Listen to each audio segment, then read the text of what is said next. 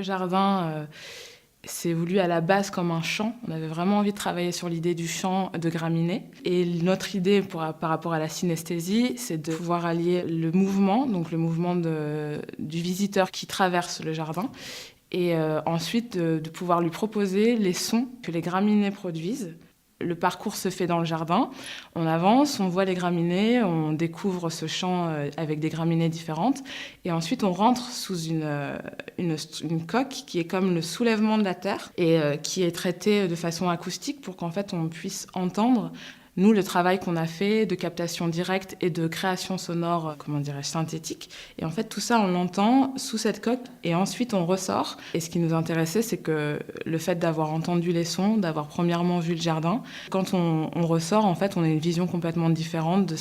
du jardin avec les différentes données qu'on a eues et qui changent un peu notre point de vue. On a travaillé avec des matériaux qui sont le fer à béton,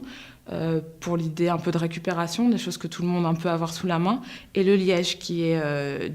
qui permet d'avoir un traitement acoustique intéressant de la structure sous laquelle on est, pour en fait un peu moins entendre ce qui se passe à l'extérieur, et aussi avoir une autre sensation au niveau de la peau, être moins sous le soleil, être un peu comme ça confiné, pour être vraiment dans une écoute un peu plus précise, et être vraiment que dans l'auditif et dans le frisson.